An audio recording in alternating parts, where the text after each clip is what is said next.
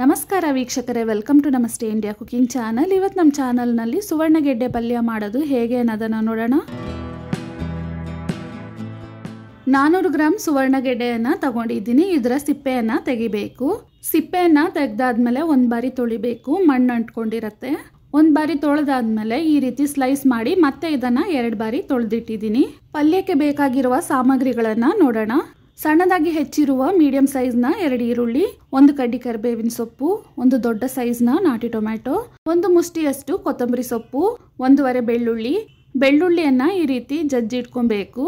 ಒಂದು ಬಾಣಲಿಯಲ್ಲಿ 3 ಚಿಕ್ಕ ಸೌಟಷ್ಟು ಎಣ್ಣೆಯನ್ನು ಹಾಕ್ತಾ ಇದ್ದೀನಿ.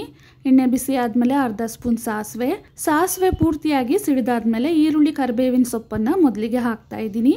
ಈರುಳ್ಳಿ ಸ್ವಲ್ಪ ಮೆತ್ತಗಾಗೋವರೆಗೂ ಇದನ್ನ ಬಾಡಿಸ್ಬೇಕು. 1/4 ಸ್ಪೂನ್ ಅರಿಶಿನದ ಪುಡಿಯನ್ನು ಹಾಕ್ತಾ ಇದ್ದೀನಿ. ಸ್ವಲ್ಪ ಬಾಡಿಸಾದ್ಮೇಲೆ ಜಜ್ಜಿರುವ ಬೆಳ್ಳುಳ್ಳಿ ಹಾಕ್ತಾ ಇದ್ದೀನಿ. ಇದನ್ನ ಒಂದು ಅರ್ಧ ನಿಮಿಷ ಬಾಡಿಸ್ಬೇಕು. ಇದಾದ್ಮೇಲೆ ಕಟ್ ಮಾಡಿರುವ ಸುವರ್ಣಗೆಡ್ಡೆಯನ್ನು ಹಾಕ್ತಾ ಇದ್ದೀನಿ.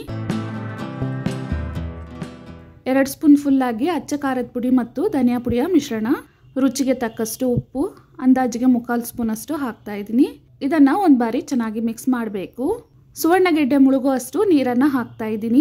ಇದನ್ನ ತೆಳ್ಳಕ್ಕೆ ಹೆಚ್ಚಿರೋದ್ರಿಂದ ಇಷ್ಟು ನೀರಿನಲ್ಲೇ ಗೆಡ್ಡೆ ಪೂರ್ತಿಯಾಗಿ ಬೆಂದ್ಬಿಡುತ್ತೆ. ಬೆಂದಿಲ್ಲ ಅಂದ್ರೆ ಇನ್ನು ಸ್ವಲ್ಪ ನೀರನ್ನು ಹಾಕಿ ಚೆನ್ನಾಗಿ ಬೇಯಿಸಬೇಕು.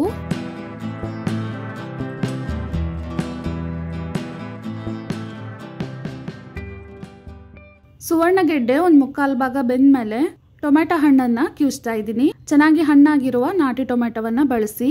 ಫಾರಂ ಟೊಮೆಟೊ ಬಳಸೋದಾದ್ರೆ ಅದ್ರ ಜೊತೆಗೆ ಸ್ವಲ್ಪ ಹುಣಸೆ ಹಣ್ಣಿನ ನೀರನ್ನು ಸಹ ಹಾಕಬೇಕು.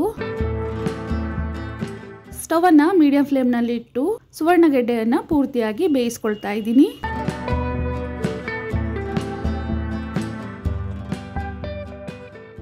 ಗೆಡ್ಡೆಯನ್ನು ಈ ರೀತಿ ಪೂರ್ತಿಯಾಗಿ ಬೇಯಿಸಬೇಕು. ಯಾವುದೇ ಅಡುಗೆಯಲ್ಲಾಗಲಿ ಸುವರ್ಣಗೆಡ್ಡೆಯನ್ನು ಪೂರ್ತಿಯಾಗಿ ಬೇಯಿಸಿಲ್ಲ ಅಂದರೆ ನಾಲ್ಗೆ ಮತ್ತು ಗಂಟ್ಲು ಕೆರೆತ ಆಗತ್ತೆ. ನೋಡಿ, ಈ ರೀತಿ ಬೆಂದಾದ್ಮೇಲೆ ಮಸಾಲೆಯನ್ನು ಇನ್ನೂ ಸ್ವಲ್ಪ ಡ್ರೈ ಮಾಡ್ಕೊಳ್ತಾ ಇದ್ದೀನಿ. ಈ ಪಲ್ಯವನ್ನು ಮಸೊಪ್ಪು ಸಾರು ಜೊತೆಗೆ, ಬೇಳೆ ಸಾರು, ಸಾಂಬಾರ್, ರಸಮನ್ನ, ಪುಳಿಯೋಗರೆ, ಚಿತ್ರಾನ್ನ ಮತ್ತು ಮೊಸರನ್ನ ಜೊತೆಗೆ ತಿನ್ಬೋದು. ತುಂಬಾನೇ ರುಚಿಯಾಗಿರುತ್ತೆ. ಮಸಾಲೆ ಇಷ್ಟು ಡ್ರೈ ಆದಮೇಲೆ 1 ಮುಷ್ಟಿಯಷ್ಟು ಕಟ್ ಮಾಡಿರುವ ಕೊತ್ತಂಬರಿ ಸೊಪ್ಪನ್ನು ಹಾಕ್ತಾ ಇದ್ದೀನಿ. ಇದನ್ನ 1 ನಿಮಿಷ ಬಾಡಿಸಿ ಸ್ಟವ್ ಅನ್ನ ಆಫ್ ಮಾಡಬೇಕು. ಆರೋಗ್ಯಕರವಾದ ಮತ್ತು ರುಚಿಕರವಾದ ಸುವರ್ಣಗೆಡ್ಡೆ ಪಲ್ಯ ಇವಾಗ ರೆಡಿಯಾಗಿದೆ. ಧನ್ಯವಾದಗಳು.